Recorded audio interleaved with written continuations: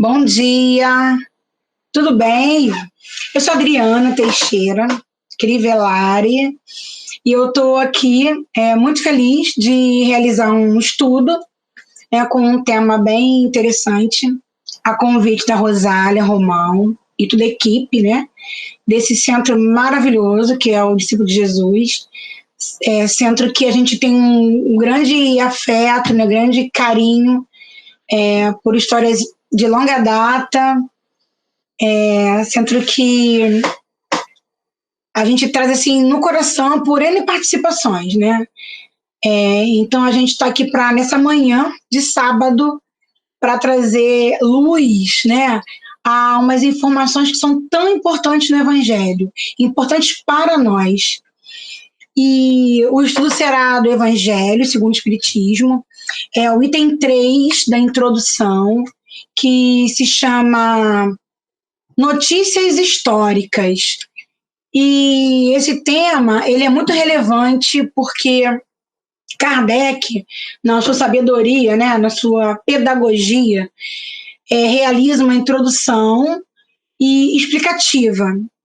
Essa introdução ela vai nos ajudar a entender outros livros e o próprio Evangelho, porque ela traz conhecimentos históricos, conhecimentos historiográficos, conhecimentos que são até do cotidiano muitas vezes, mas que precisamos entender porque para uma compreensão futura, de uma leitura sequencial dos livros, vai nos ajudar muito. Então ele traz, no Evangelho segundo o Espiritismo, Kardec organiza essa parte que é fundamental, uma das fundamentais da introdução, se chama Notícias Históricas, é o item 3. O que eu preparei? Eu preparei uma volta ao túnel do tempo, A gente vai dar uma viajada um pouquinho no tempo longínquo, A gente vai estar pensando em Israel. Israel, uma terra, até então muito conhecida, uma terra chamada de Santa, onde povos se reuniram para um trabalho, também de peregrinação, de evangelização, embora numa região de muita dor, de muito conflito, de algumas divergências que foram surgindo, ao longo da história. Então a gente traz um panorama que existiam 12 tribos lá em Israel. As tribos eram formadas por clãs, que era um grupamento menor que a tribo, e esses clãs formado por famílias. E a história nos diz que os povos daquela época tinham muita preocupação com a família, com a cultura familiar. A religião não era uma religião institucional. A família se reunia, a mãe fazia oração, a mãe era aquela detentora de uma sabedoria, de uma inspiração, de uma intuição e de uma maturidade espiritual, de certa forma, para conduzir os seus filhos, o esposo, numa trajetória de luz. Então, essas famílias, chega um momento em que a seca fica muito grande. Embora essa região de Israel está muito próxima do mar, e também próxima de alguns rios, como o Rio Jordão e alguns outros, mas chega um momento de muita seca. E as famílias começam a migrar para outro lugar, e vão buscar outras regiões. A princípio é só isso, é só uma migração na busca de sobrevivência. Então, tudo bem. Sendo que o tempo passa e essa história muda muito. O povo de Israel passa por uma série de consequências, de dificuldades, e vai indo para outro lugar, para outro lugar, para outro lugar.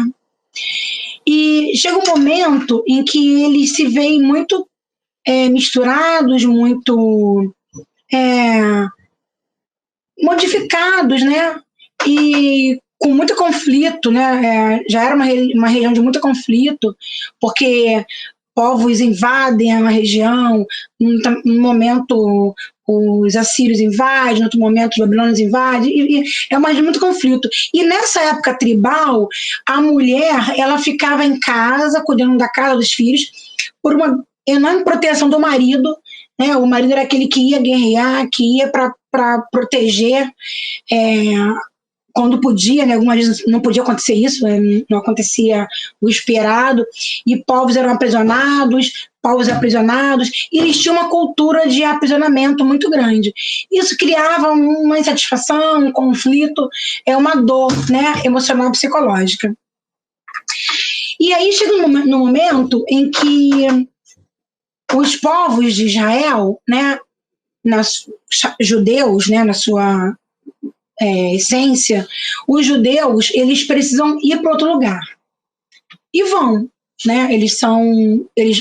Um grupo grande, né, vai para o norte do Egito, eles ficam por lá durante um tempo, depois várias guerras acontecem, um grupo preso, né, aprisionado na Babilônia. Então, assim, esses conflitos começaram a mexer muito, misturar muito o povo, levar para lá e para cá. Tudo isso porque eu estou falando agora. Porque o cenário em que Jesus vai estar presente, Jesus mesmo, por exemplo, ele era da Galileia, que é bem ao norte, né? E por conta daquele censo e tal, quando Maria e José precisam sair e acabam indo para Belém, que é bem ao sul, tudo inspirado, nada por acaso, né? Ele tinha que estar ali naquele lugar também, nascer naquele lugar, naquela forma, né? Aquela lição do manjedoura que a gente sabe que é interessantíssima, de simplicidade, de carinho, de amor, né? Incondicional, sem ostentação. Então, o cenário desse estudo vai apresentar já uma região muito modificada por essa série de acontecimentos que ocorrem ao longo da história. E aí, eu até trouxe uma anotação da época antiga de um rei, né, chamado Rei Salomão.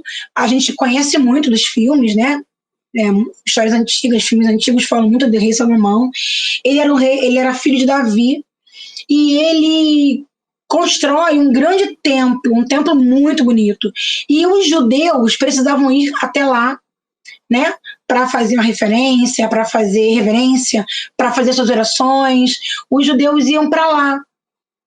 Mas quando chega no momento em que o povo se vai para longe, né, fica muito longe, não consegue ir e voltar. Então eles constroem, né, eles dão um jeito deles e constroem ali o que a gente vai estudar agora, chamado sinagoga. Está dentro desse item 3. Tudo isso para entender o quê? O cenário em que Jesus se apresenta, né, em que Jesus vai conviver. E aí vem essa tribo de Judá, que foi uma das tribos que houve uma cisão, né? As tribos se desmancharam e tal, e ficou uma tribo muito forte, uma tribo muito conhecida, chamada tribo de Judá. Essa tribo, ela traz uma forte referência. Por quê? Porque líderes conhecidos, religiosos, estão nesse lugar, né? E daí o nome judeu, né, da tribo de Judá. Então, os judeus, eles eram um povo muito grande, mas que se misturaram, se disseminaram ao longo do tempo. Nesse momento, a cultura, ela era oral, né? Ela era oral. E a religião era familiar. Lá atrás, na época das tribos, não tinha esses templos ainda. Esse templo vai começar a existir com a evolução da sociedade. E Salomão é um deles, que cria um templo de Salomão, devia ser lindíssimo. Tem algumas fotografias, né, de uns que reproduziram, né, com as computações gráficas, com os restos que sobraram, né, com as ruínas. Então a gente vê que esse templo ele fica muito em evidência em Jerusalém.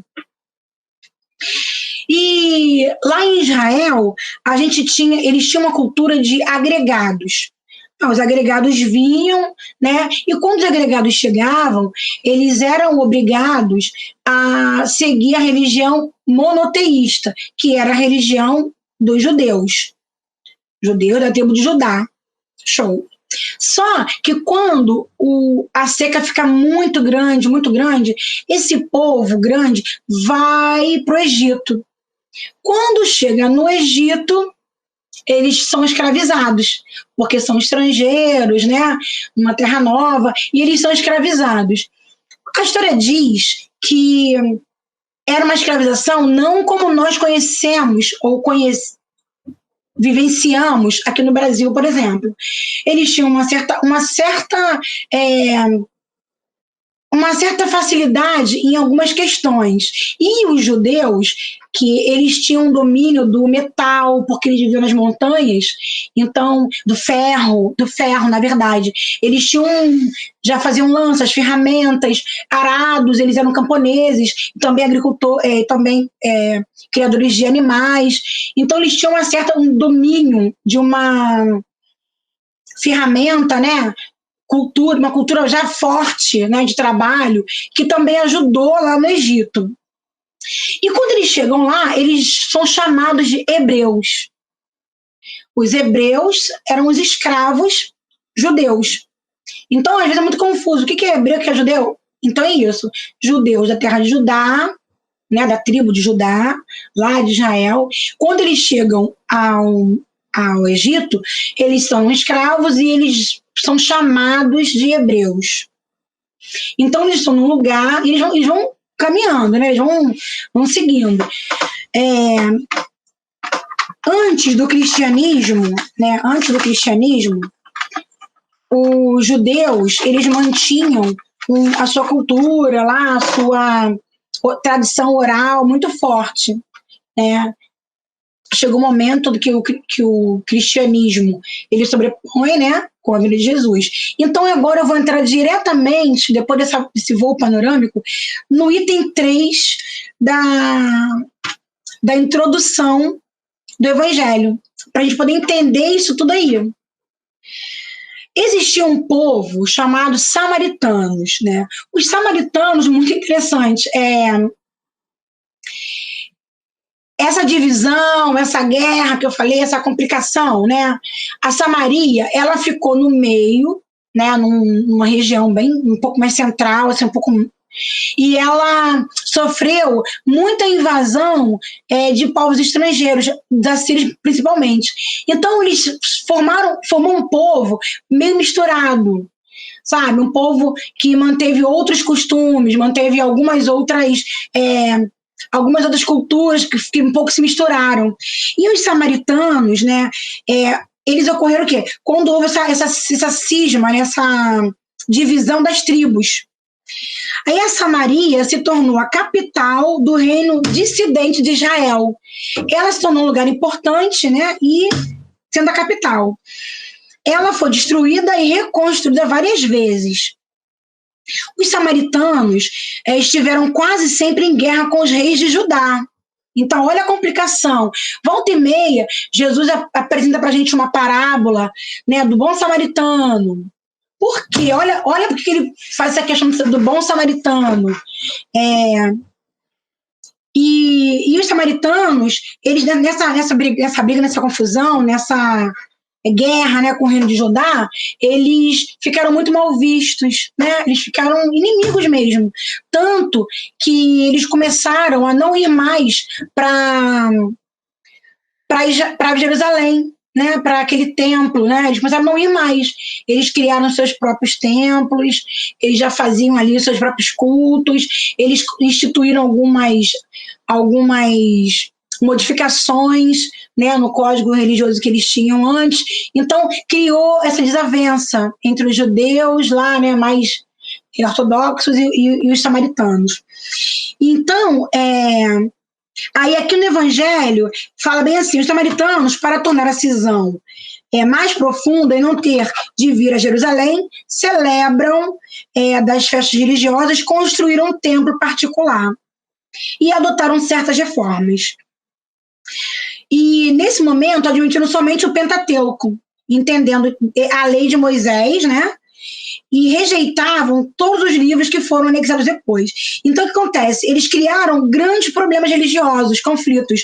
Daí, o Jesus, ele ir lá conversar com a mulher samaritana, ele esperar o horário certo para conversar com a mulher samaritana, ele explicar da parábola do bom samaritano, aquele que teoricamente era mal visto, né, era criticado, mas são pessoas que tinham um sentimento religioso, que também foi muito vítima da história toda. Então, o tempo inteiro os samaritanos aparecem na fala de Jesus. Esse é um deles, né? É o primeiro. O antagonismo das duas nações tinha, então, como único princípio a divergência de opiniões religiosas, embora suas crenças tivessem a mesma origem, né? Eram os protestantes daquele tempo. Ainda hoje, os samaritanos estão em algumas regiões e as vestimentas são muito específicas entre eles. Por isso que na parábola do bom samaritano, Jesus conta que aquele homem que cai no caminho, né, que é pego pelo ladrão, ele fica seminu, a ponto daqueles que passavam e olhavam aquele homem caído no chão, não reconheciam pelas suas vestes de onde ele era. Quando o samaritano passa e vê aquele homem seminu, também não identifica de onde ele é, independente de que tribo, ele para ajudar, acolhe, né? Hospeda, paga, ele faz aquilo que os outros não fizeram. Os nazarenos é um outro grupo. Os nazarenos é muito interessante, eles são judeus que faziam voto de eles eram celibatários, eles faziam voto de castidade perfeita. Os nazarenos, eles tinham já uma percepção, uma maturidade espiritual, de certa forma, né, elevada, já conquistada, e eles tinham um cabelo grande, eles tinham uma barba também era grande, eles tinham alguma semelhança com Jesus que desenharam para gente. Tanto é que confundiam algumas vezes Jesus com esses nazarenos, mas não tem nada a ver. Jesus é de Nazaré, né? Que era uma cidade, né? Não tem nada a ver com os nazarenos, que era um grupamento, né? E eles faziam abstinência de bebidas alcoólicas e conservavam seu cabelo, aquela barba. Aí, então, assim, mais tarde, os judeus deram esse nome aos primeiros cristãos.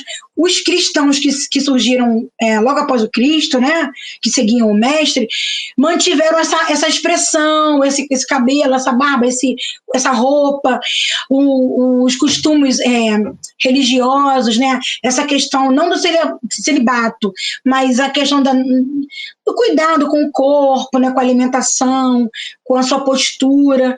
Então, denominaram, né, os primeiros cristãos de nazarenos, embora, torno a dizer, Jesus de Nazaré porque era o lugar onde ele a cidade dele, não porque ele era desse grupamento aqui. E também tinha os publicanos, a gente fica pensando nos publicanos. Os publicanos, eles estão muito mais próximos dos nossos dias atuais. Eles eram cobradores de impostos, né?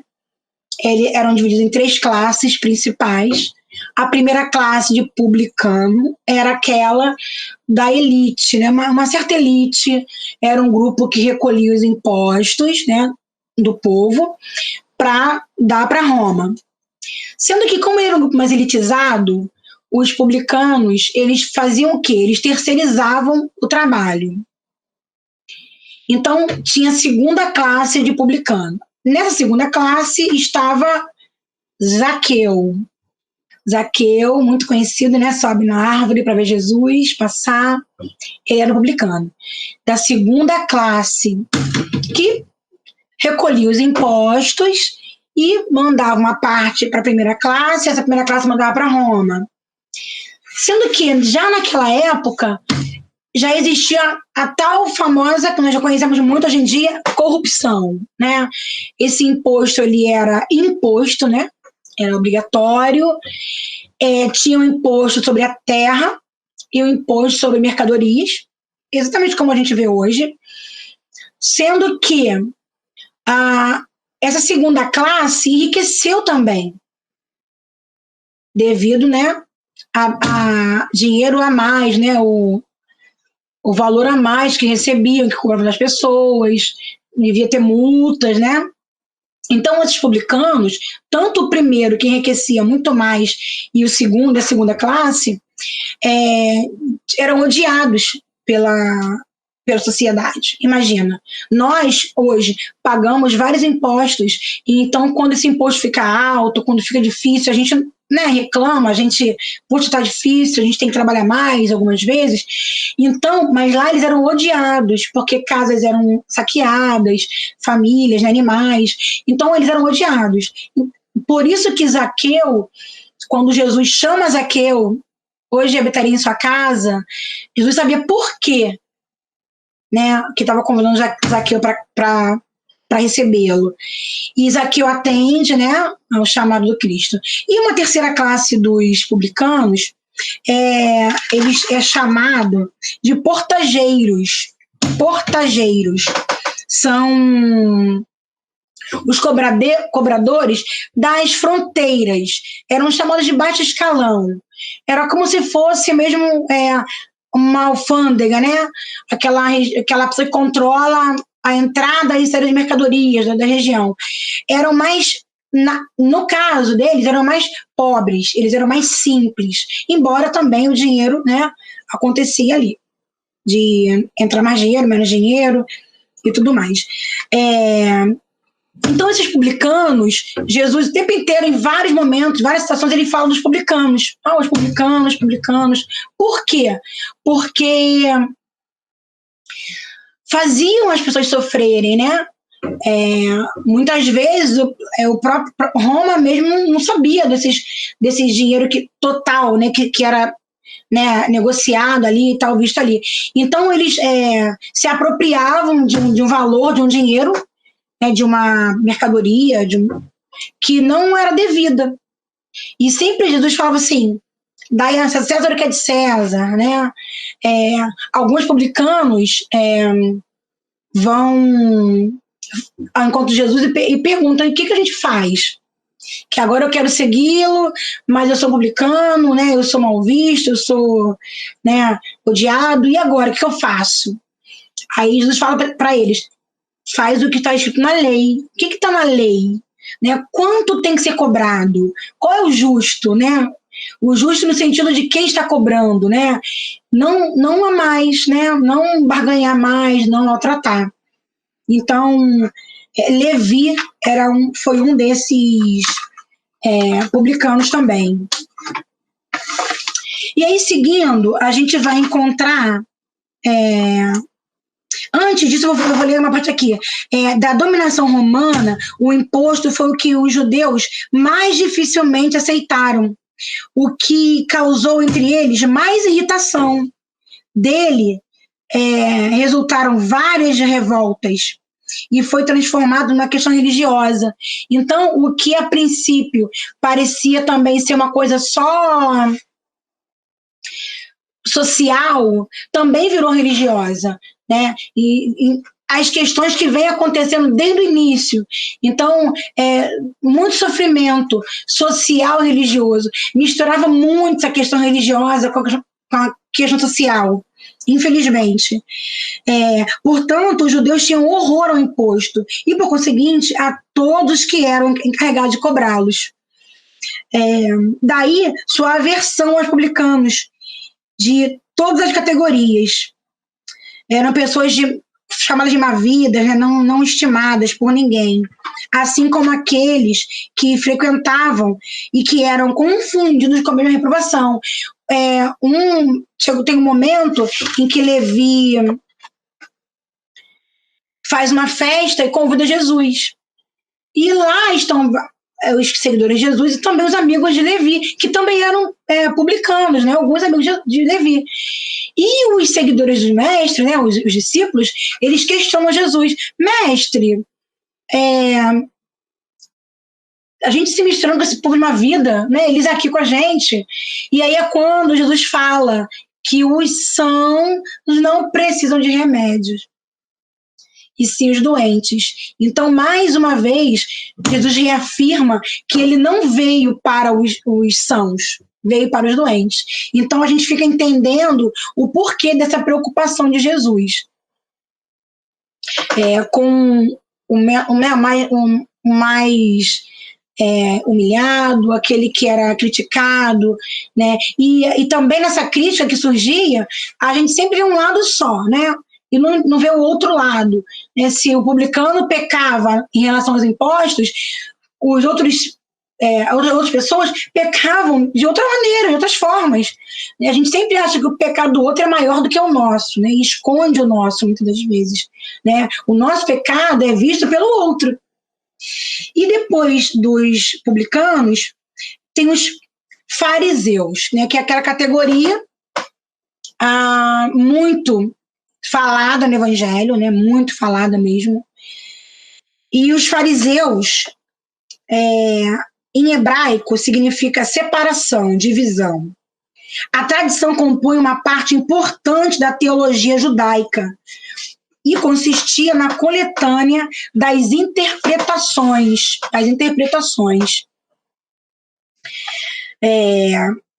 Principalmente no recolhimento de que eles vigiavam o tempo inteiro o culto, eles vigiavam as pessoas, eles se sentiam mais favorecidos, eles se sentiam melhores, né? Os fariseus deram um pouquinho de trabalho para Jesus, mas a gente se depara, a gente raciocina um pouquinho, pensa qual dessas categorias aqui nós nos encontramos hoje ou já nos encontramos antes. E aí diz assim, era entre os doutores motivo de intermináveis discussões, na maioria das vezes, sobre simples questões de palavras ou de formas, do tipo de disputas teológicas. Pretendiam ter cada uma um monopólio da verdade e, como ocorre quase sempre, detestavam-se cordialmente, né? Detestavam. Viviam tendo problemas, né? Entre essas seitas, a mais influente foi dos fariseus, que teve por chefe Hileu. Era um doutor judeu, nascido na Babilônia. Então, os fariseus, eles trazem uma série de dor para a sociedade, porque eles são perversos na sua fala, na sua acusação, né? Eles se acham muito superiores, eles têm uma postura que por fora é perfeita, é coloquial, é uma postura impecável, né? Mas é sobre eles que Jesus vai falar dos túmulos. Túmulos caiados por fora, pôtridos por dentro. Né? Era aquela beleza, aquela formosura, mas ao mesmo tempo era por dentro, eles não seguiam aquilo que eles pregavam, eles ensinavam, mas pouquíssimos os que conseguiam dar o exemplo, o testemunho do que eles pregavam. Eles tinham proselitismo, né? Era uma das práticas deles. O proselitismo era muito forte entre os fariseus. Eles eram bem assim arrogantes. Eles desejavam converter quanto mais pessoas possíveis, né? Eles queriam converter para a religião deles, para o culto deles, e eles faziam tudo que podiam para isso. Eles tentavam converter lá o outro a essa mudança. Chegava a haver o que a gente chamou de xenofobismo, né? Chegava a ter aversão ao estrangeiro, eles não gostavam do estrangeiro, daquele que chegava depois. Um dos motivos dos fariseus perseguirem Jesus era porque Jesus não era dali. Jesus não era daquele lugar, então ele já perseguia, também testava, questionava. Infelizmente, os fariseus tomavam parte ativa nas controvérsias religiosas, servis observadores da prática exterior do culto, eles viviam vigiando o culto, se estava correto, se estava certo, se as pessoas estavam, né, apropriadas, eles tinham preocupações com isso, cheios de um zelo ardente, né, e inimigos dos inovadores, não gostavam dos que vinham de fora, mas, sob as aparências de uma devoção meticulosa, escondiam modos dissolutos. Quer dizer, eles não praticavam o que eles pregavam. Aí, voltando na parábola do bom samaritano, ele foi um dos que passou por ali, olhou aquele homem seminu, caído, machucado, e deu de lado, né? E foi embora. Ora, logo quem? O detentor da sabedoria religiosa, dos cultos, aquele que corrigia tudo, né, e a todos, como? E não tinha como ele julgar de onde era, nem podia julgar, uma vez que a religião nos convida ao amor, né? Foi onde Jesus traz o convite ao amor, ao olhar, à simplicidade, né, a não ostentação, a não ao templo, né? Jesus volta à cultura religiosa do início das tribos, onde não existiam templos. Muito interessante isso, porque Jesus prega ao ar livre, né? Quando ele vai ao templo, ele vai lá para corrigir, para ensinar, né? Quando ele vai até a sinagoga, ele vai para ensinar também, para explicar. Ele não tem preocupação em ostentar nada. E então, assim, os fariseus, eles eram muito vistos e mal vistos, né? Porque eles tinham essa arrogância, esse poder aí. Jesus, que prezava, antes de tudo, simplicidade e as qualidades do coração, que preferia na lei o espírito que vivifica a letra que mata, porque eles seguiam a letra fielmente, decoravam fielmente, decoravam tudo, sabiam a cultura religiosa toda de uma ponta a outra. Então o mestre fala, ele prefere, né, o espírito que vivifica, que dá testemunho, a letra que mata. Depois também tem um outro grupo muito próximo a esse, chamado escribas. Os escribas, um pouco no começo, eles alguns eram simples copistas, né? Eles copiavam lá, né, os códigos religiosos, copiavam tudo, eram, na sua maioria, alguns escravos. E desses copistas, os primeiros da antiguidade, eles não sabiam ler exatamente. Poucos sabiam ler, mas a grande maioria apenas copiava. Até para não dar, né, esse poder, esse pátrio poder a essas pessoas, né? Mas os escribas, depois, né, eram altas autoridades, eram pessoas renomadas, pessoas de grande influência na sociedade. Eles eram muito próximos, né, uma categoria muito próxima dos fariseus. E aí aqui no Evangelho vem escrito: no princípio, nome dado aos secretários do rei de Judá e a certos intendentes dos exércitos judaicos, né, que eles detinham a cultura, o letramento, né, uma sabedoria. Mais tarde, essa designação foi aplicada especialmente aos doutores que ensinavam a lei de Moisés e as interpretavam para o povo. Então, os escribas, esses doutores, né, que eram renomados, eles ensinavam o que eles queriam também, né? A interpretação era deles, a leitura eles dominavam, né? O povo não tinha esse conhecimento, então eles ensinavam a lei de Moisés, eles pregavam e também davam as suas próprias interpretações. Por isso que o tempo inteiro Jesus questiona, né? Ele fala dos escribas, ele fala dos fariseus, ele fala dos publicanos, né? Convidando a uma mudança, a uma transformação. Também tem os saduceus. Os saduceus era uma seita judaica. Ela também se formou bem tarde, bem cedo, e ela era... o fundador dessa seita foi chamado Sadoc, né? Os saduceus não acreditavam na imortalidade da alma, era um grupo um pouco mais rebelde, nem na ressurreição, nem nos bons ou maus anjos. Então, os saduceus, eles eram contrários, né, ao que se pregava na religião. Só o serviam, né, visando recompensas. Aos que se limitavam à sua previdência. Quer dizer, tipo assim, eles tinham algum interesse, né, e eles faziam que agradavam, né, aquela população, aquele grupamento, eles faziam alguma coisa assim, mas eles eram altamente rebeldes, né, espíritos rebeldes, digamos assim, imaturos, né? A gente fala, são espíritos imaturos. Quanto às escrituras, atinham-se ao texto da lei antiga, não admitindo a tradição nem qualquer interpretação. Colocavam as boas obras e a execução pura e simples da lei acima das práticas religiosas. Então, eles tinham essa dificuldade aí. Como vê os materialistas, deístas e sensualistas da época. Essa seita era um pouco numerosa, mas contava com pessoas importantes e tornou-se um partido político em oposição aos fariseus. Então, os saduceus, eles estavam muito mais voltados para as questões materialistas, né? E até, de certa forma contrários aos fariseus, né? Uma guerra constante com os fariseus, porque os fariseus cultuavam, né? Tinham a religião, mas de tudo falavam da imortalidade da alma, da ressurreição, eles tinham essa preocupação.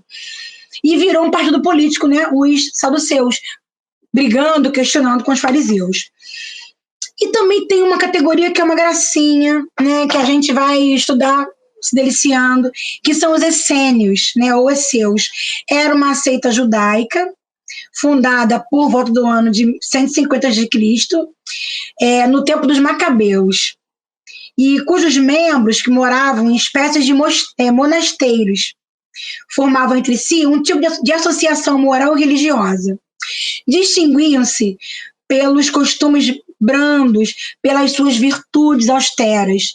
Ensinavam o amor a Deus, o amor ao próximo, a imortalidade da alma. E acreditavam na ressurreição. Eles viviam em celibato. E viviam em prol do outro, no trabalho, eram calmos, eles condenavam a servidão e a guerra. Então, assim, os essênios era aquele grupo de espírito maduro, né? Já entendendo o porquê de Deus, o porquê de Jesus, o porquê que a gente está aqui nessa terra. Então, eles já tinham uma certa convivência mais próxima com o que Jesus pregava. Até chamavam Jesus de essênio, mas Jesus não era essênio, porque Jesus até esteve entre eles, mas não era um dos essênios. Seu estilo de vida compara-se ao dos primeiros cristãos, e os princípios de moral que professavam têm feito algumas pessoas pensarem que Jesus fez parte desse grupamento. Mas não fez. Se ele esteve lá, esteve em missão, esteve também para ensinar, né, para colaborar com o povo, né? E aí a gente fica pensando, né? Os essênios com essa sabedoria, com essa maturidade espiritual. E então, dando continuidade, a gente vai estar entendendo o que nos cabe, né? O que nos falta. Qual é o nosso convite? O último grupo são os terapeutas, aqueles que serviam, aqueles que curavam.